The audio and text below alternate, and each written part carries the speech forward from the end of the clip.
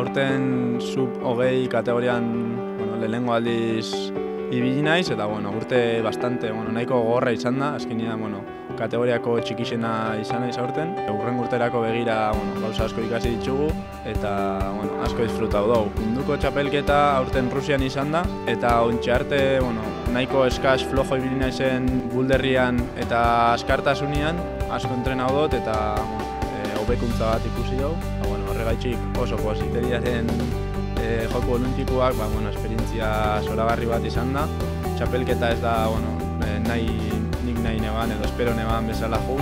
Azkenean 15. postu bat lortu dut. Nik nahi neban finalian egotiat, lehenengo seiren artian. Txera oso pozik boltau naiz eta errepikoko neban. Modalitate hau edo hiru eskala askartasuna, bulderra eta zailtasuna hirurak bat itzen dabe modalitate hori zela izango da ikusi dugu, eta oso ondo egon da Tokiorako eta hurrengo olimpiadetako formatua zela ikusteko eta asko ikasteko. Eskalada olimpikoa izatiak markau indau kirola hau ez, ontxe arte jendia bakoitzak itzen zean edo zailtasuna, edo bulderra, edo bixak, edo askartasuna, baina ontsen aldatu inda eta jendia hasi da eskalatzaile kompletuagoa izaten eta hirurak entrenatzen hasi bideako.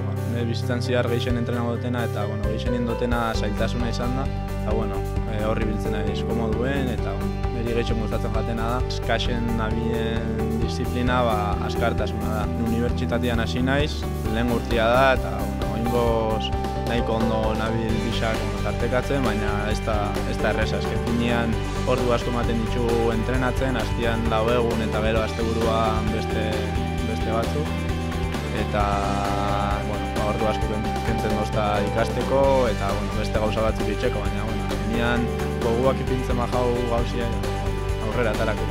Astin taldeak azkenean guri ematen dozku laguntza misa, alde batetik egoteko leku bat, entrenatzeko lekua, gero bertako laguntza oso zabala da, nutrizio aldetik, medikuntza aldetik, gero entrenadorien aldetik, eta bestalde ematen dozkun laguntza oso baliagarria da guretzat, gero mundura eta beste herrialde batzutara entrenatzera juteko.